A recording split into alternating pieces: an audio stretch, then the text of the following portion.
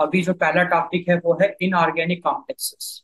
Inorganic complexes, इसको हम basically coordination complex भी कहते हैं। कोऑर्डिनेशन, ये होता क्या है इसको? Coordination complex. तो जैसे कि कॉम्प्लेक्स है, कॉम्प्लेक्स का मतलब बहुत ही लार्ज, बहुत ही बड़ा मॉलिक्यूल।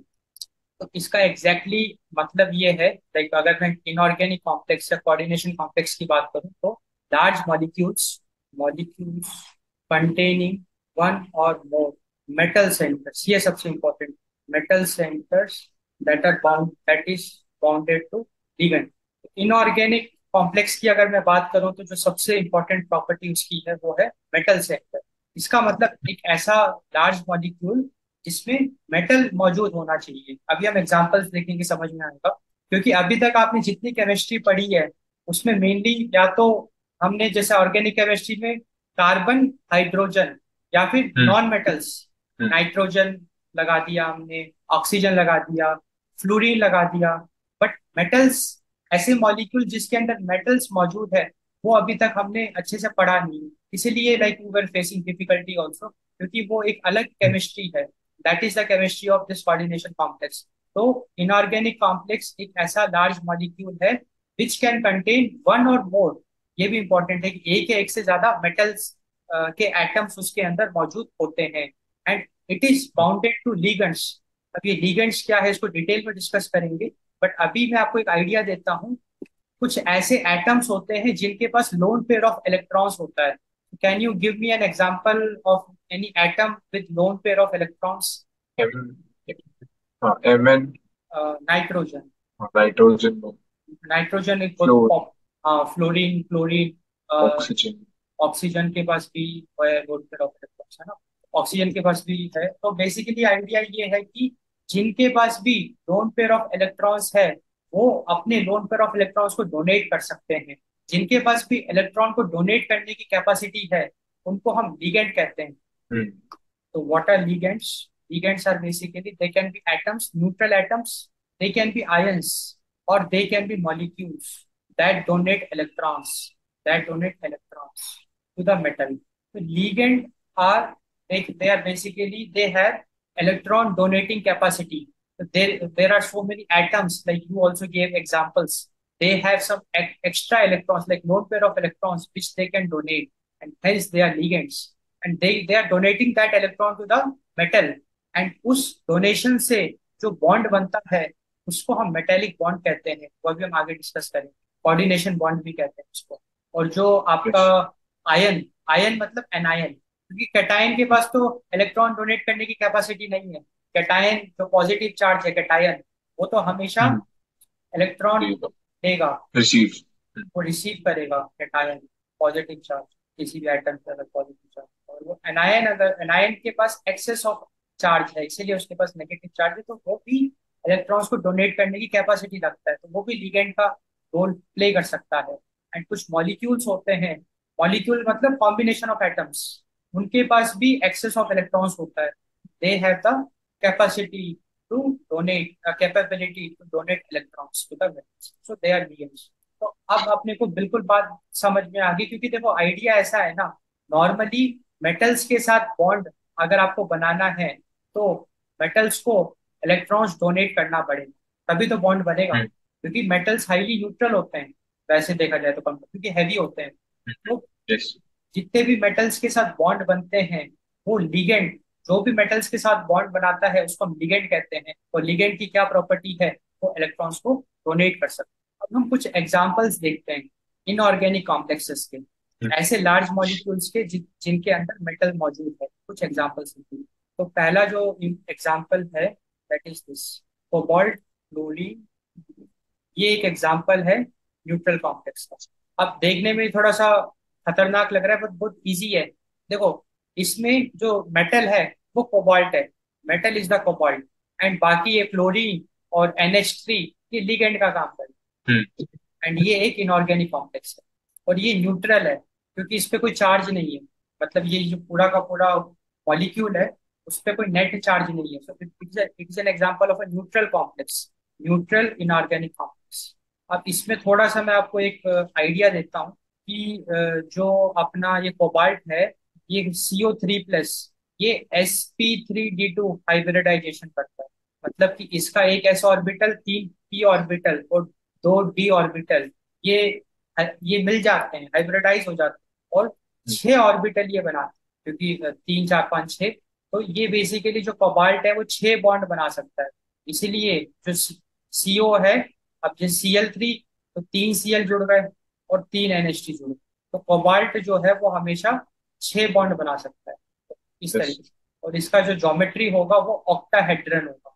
तो अब अपने को CO की प्रॉपर्टी पता चली कोबाल्ट की। जो कोबाल्ट जो CO3+ होता है कोबाल्ट का, क्योंकि जब वो कंपाउंड बनाता है या इनऑर्गेनिक कॉम्प्लेक्स बनाता है तो वो sp3d2 हाइब्रिडाइजेशन करता है। अब जो ये न्यूट्रल है आपका, है ना, अब इसमें हमारे पास चार्ज भी हो सकते हैं। वो कैसे होंगे हम बताते हैं, कुछ एग्जांपल्स देखते हैं इसका। अब इसमें देखो, Cl3 हाईली इलेक्ट्रोनेगेटिव है और NH3 कंपैरेटिवली पॉजिटिव है। तो एक तरीके से बैलेंस कर दिया, नेगेटिव और बैलेंस पॉजिटिव। वही अगर मैं इसमें NH3 की मात्रा बढ़ा दूं तो देखो 6 बॉन्ड बनाएगा। तो मैं बेसिकली सारे के सारे NH3 अगर मैं यूज कर लूं, मतलब कोबाल्ट ने 6 बॉन्ड बनाए, हर एक बॉन्ड में उसने NH3 के साथ बनाया, तो उसके पास +3 पॉजिटिव चार्ज आ गया। Yes sir. तो ये जो है ये आपका कैटायनिक कॉम्प्लेक्स है, कैटायनिक इनऑर्गेनिक। तो वही मैं यहाँ पे अगर कोबाल्ट के साथ Cl की मात्रा बढ़ा दूं, लाइक अगर मैं Cl4 यूज कर दूं, तो इसको 6 बॉन्ड बनाने हैं, तो NH3 के साथ 2 बने, तो it will gain one excess of negative charge and it will be anionic, anionic inorganic. तो अब हमने एग्जांपल्स देखे यस ऐसे सर। कंपाउंड के या ऐसे लार्ज मॉलिक्यूल्स के जिसके अंदर मेटल मौजूद है प्लस लिगेंड्स भी मौजूद है। तो न्यूट्रल इनऑर्गेनिक कॉम्प्लेक्स का एग्जांपल हमने देखा, कैटायनिक इनऑर्गेनिक कॉम्प्लेक्स का एग्जांपल देखा, एनायनिक इनऑर्गेनिक कॉम्प्लेक्स का एग्जांपल। न्यूट्रल इनऑर्गेनिक कॉम्प्लेक्स का एक और एग्जांपल देख लेते हैं, दैट इज, अब हम दूसरा मेटल यूज करें, पोटेशियम आयरन। अब ये भी आपका इनऑर्गेनिक कॉम्प्लेक्स है, क्योंकि यहाँ पे जो मेटल है that is the iron, hmm. Fe। Fe की वजह से ये आपका, और ये CN6। तो Fe ने CX 6 बॉन्ड वो भी बनाता है, sp3d2 हाइब्रिडाइजेशन Fe भी करता है। Fe3+ का जो आयन होता है, जैसे कोबाल्ट 3+, वैसे Fe3+ भी 6 बॉन्ड बनाता है। 6 CN के साथ उसने बॉन्ड बनाया। इनऑर्गेनिक कॉम्प्लेक्स का हमने एक आइडिया ले लिया। अब तो पहला है CONH3 5 Cl CO।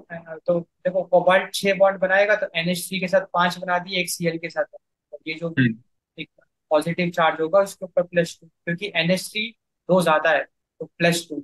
NH3 3 Cl3 neutral condition है, जो अभी हमने पिछले एग्जाम्पल में। तो ये जो +2 है वो दो क्लोरीन के साथ मिलके न्यूट्रल एक कंपाउंड बनता है। इसको कैसे हम पढ़ते हैं, इसकी नेमिंग करके दिखाते हैं। इसका नेमिंग हम ऐसे करेंगे, ऐसे उल्टा चलेंगे, अल्फाबेटिकल। पेंटावन। नहीं नहीं, अल्फाबेटिकली। तो पहले क्लोरो आएगा, क्योंकि ये क्लोरीन है ना, ये इस क्लोरीन की वजह से क्लोरो। फिर पेंटा एमाइन, पेंटा क्लोरो, पेंटा एमाइन, क्लोरो पेंटा एमाइन। कोबाल्ट, तो कोबाल्ट के साथ हम 3 लगाते हैं, क्योंकि हमने अभी डिस्कस किया था CO3+, ये यस। बॉन्ड बना। और फिर क्लोराइड, ये जो Cl2 है, दिस इज द क्लोराइड। तो इसीलिए इसको याद करना बहुत आसान है।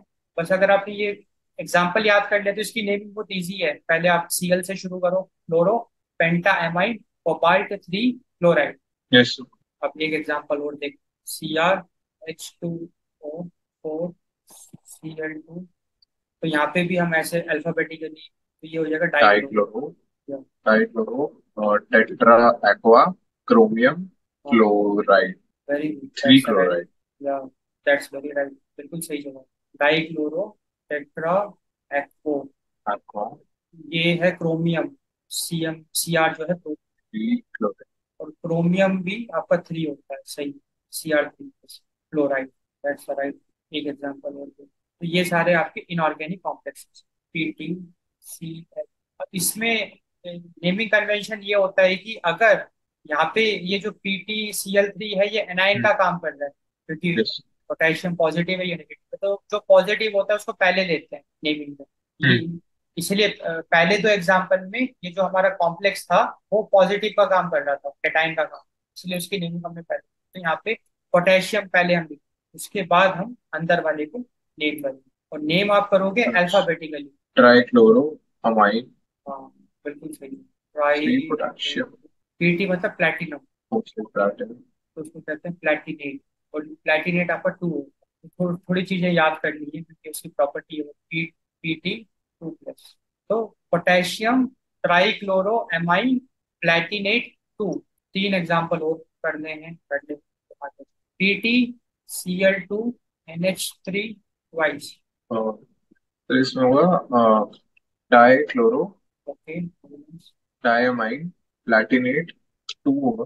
हाँ, very good, that's right. Try, try, ये वैसे ऑक्सीडेशन स्टेट बता देना। Oxidation, di chloro, di amine platinum, यहाँ पे प्लेटिनम, प्लैटिनम तो बड़ा सा क्योंकि ये न्यूट्रल है, ना तो ये कैटाइन है ना तो ये एनाइन, होगा। लाइक ये जो है ये न्यूट्रल एटम। यस सर, उसमें नायन। हाँ, और ये सिंस ये टू प्लस है, ये चार बॉन्ड बनाता है। हमेशा याद रखना, पीटी जो है ये चार बॉन्ड बनाएगा, कोबाल्ट और आयरन छह बॉन्ड बनाएगा। इसलिए आप यहाँ पे देख रहे हो ना, पहले इस एग्जाम्पल में Cl3 NH3, तो चार इसने बॉन्ड, Cl, ClCl NH3, यहाँ पे भी चार बॉन्ड बनाए, पीटी के साथ दो Cl, दो NH3। तो ऐसे ही थोड़ा धीरे धीरे अपने के फाउंडेशन तैयार होगा, like we will get familiar with the properties. Yes sir. ये जो ईएन है, इसको इट इज, वो होते हैं डायमाइन। इथिलीन हाँ diamine, diamine, ethylene diamine. Ethylene डायन। तो शायद ट्रेस यूज करते हैं। हाँ, ट्रिप्स। हाँ, tris, ethylene diamine, trichloro cobalt. Tris, ethylene di, cobalt 3 chloride. आखिरी एग्जाम्पल NiPF, Ni यहाँ पे मेटल है, निकल, तो यहाँ पे ये हो जाएगा tetrakis, phosphorus fluoride, tetrakis phosphorus 3 fluoride, निकल। So these are examples of inorganic complex, या उसको कोऑर्डिनेशन कॉम्प्लेक्स भी कहते हैं एंड उसको मेटल कॉम्प्लेक्स भी कहते हैं, क्योंकि वो एक तरीके से मेटल के कंपाउंड्स हैं, ये जो मॉलिक्यूल्स हैं metals।